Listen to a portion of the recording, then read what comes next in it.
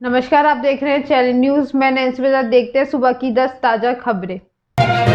फिरोजपुर में 18 घंटे बाद एफआईआर पर मोदी का जिक्र ही नहीं।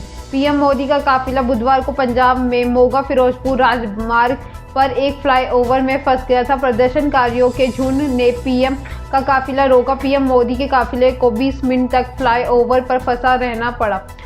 18 घंटे बाद एफआईआर दर्ज हुई है। यह एफआईआर अज्ञात लोगों के खिलाफ 6 जनवरी को सुबह 7:40 बजे दर्ज की गई। प्रदर्शनकारियों के एक समूह ने 5 जनवरी को दोपहर 1:05 बजे सड़क जाम कर दी थी।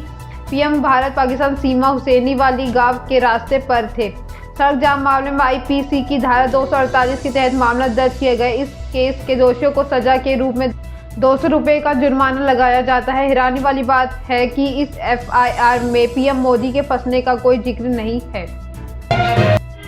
घर में प्रिंटर से छाप रहे थे एकदम असली जैसी नकली नोट। गाजियाबाद में स्वाट टीम ने नकली नोट बनाने वाले गैंग को खुलासा करते हुए मास्टरमाइंड समेत 7 लोगों को गिरफ्तार किया है। पुलिस के अनुसार आरोपी नगर कोतवाली क्षेत्र के इस्लाम नगर में नकली नोटों का धंधा चल रहा है।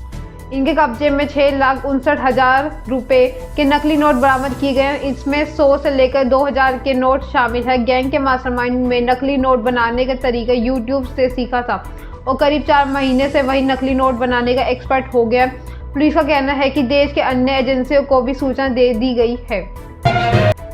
नोएडा घाटे में चल रही है कुरियर कंपनी के मालिक ने पहले शराब पी फिर खुद को गोली मार ली। गोडस्पीड एक्सप्रेस नाम के कुरियर कंपनी के मालिक 30 साल के राज सिंह ने पहले अपने कर्मचारी को खाना लेने के लिए भेजा। इसके बाद दफ्तर में बैठकर राज ने शराब पी और फिर तमंचे से खुद को गोली मार दी। आत्महत्या का पता चला तो कर्मचारी खाना लेकर आया। उसने देखा कि राज कुर्सी पर लहूलुहान पड़ा है। उसने इसकी सूचना पुलिस को दी। मौके पर पहुंची पुलिस ने पाया कि राज सिंह के हाथ में तमंचा था और सिर पर गोली लगी थी। पुलिस से कोई सुसाइड नोट नहीं मिला है। फॉरेंसिक टीम भी मौके पर पहुंचकर जांच कर रही है।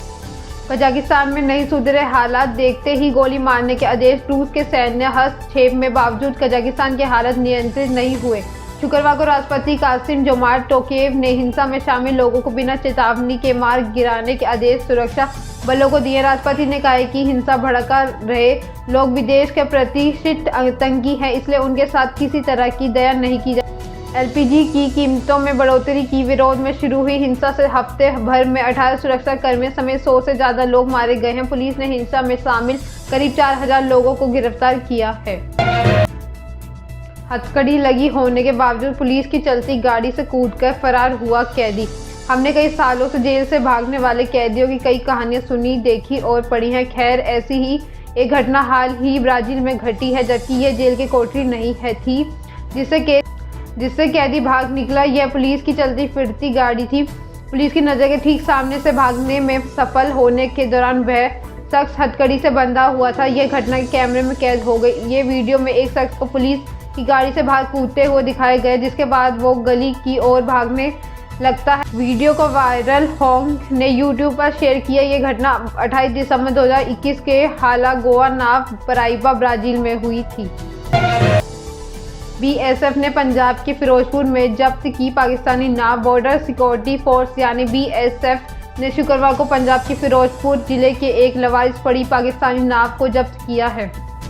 पाकिस्तान में सटी सीमा के कारण फिरोजपुर संवेदनशील इलाका माना जाता है और बीते कई महीनों से पड़ोसी मुल्क से कई ड्रोन अवैध रूप में यहां भेजे जा चुके। एक वरिष्ठ बीएसएफ अधिकारी ने बताया है कि अंतर्राज्यीय सीमा के पास तैनात 36 बटालियन की एक जवान को गश्ती के समय डीटी मॉल बॉर्डर आउट पोस्ट इलाके में लकड़ी की नाव मिलने के बाद हमने इलाके में तलाशी अभियान चलाया और स्थानीय गांवों को भी अलर्ट कर दिया। इसी तरह की नावों को इस्तेमाल अक्सर मादक पदार्थों और हथियारों की सीमा पर भी तस्करी करने के लिए किया जाता है।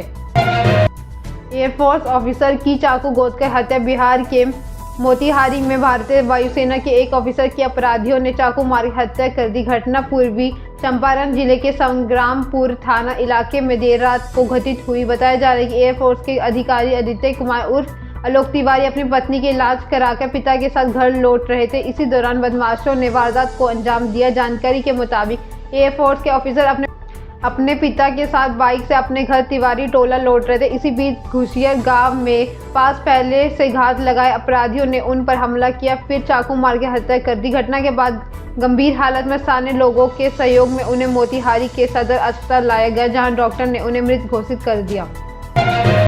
अफगान सीमा पर बढ़ते तनाव से घबराए इमरान। पाकिस्तान अफगानिस्तान सीमा पर बाढ़ को लेकर बढ़ते तनाव में प्रधानमंत्री इमरान खान घबराए हुए हैं। यही कारण है कि आनन फानन में उन्होंने पाकिस्तान के राष्ट्रीय सुरक्षा सलाहकार मुईद यूसुफ को तालिबान को मनाने के लिए काबुल भेजने का ऐलान किया है। आसिफ गहूर को ISI चीफ के पद से छुट्टी के बाद NSA मुईद यूसुफ को काबुल भेजने के फैसले के पाकिस्तान में भी खूब चर्चा हो रही है। दरअसल इमरान खान इससे पहले तालिबान को मनाने के लिए अपने खास रहे लेफ्टिनेंट जनरल आसिफ गहूर को काबुल भेजा करते थे, लेकिन ISI चीफ के पद से उनको छुट्टी होने और पाक सेना प्रमुख जनरल कमर जावेद बाजवा के साथ संबंधों में तनाव के बाद इमरान खान अब राष्ट्रीय सुरक्षा सलाहकार मुईद यूसुफ को काबिलियत पर भी निर्भर है।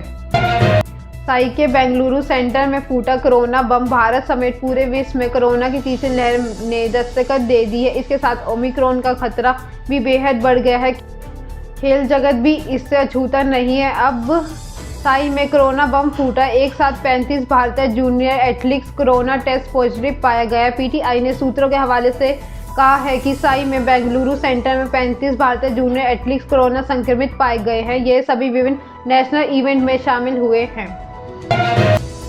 बिग बॉस 15 से बाहर हुए उमर रियाज। बिग बॉस 15 अब अपने अंतिम पड़ाव पर पहुंच चुका है। फिनाले की तरफ तेजी से बढ़ रहा है, लेकिन अब भी बिग बॉस कंटेस्टेंट का जामा बड़ा है और पिछले कई सीजन में नजर आने वाले कंटेस्टेंट भी बिग बॉस 15 में आए कंटेस्टेंट के साथ जमे हुए हैं। लेकिन इस बीच एक चौंकाने वाली खबर आई है कि उमर रियाज को बिग बॉस हाउस से बाहर कर दिया। यह खबर आने के बाद से ही आसिम रियाज के भाई उमर रियाज के फैंस हैरान है। इसी लेकर टीवी एक्टर करणवीर बोहरा ने भी ट्वीट के जरिए रिएक्शन दिया है।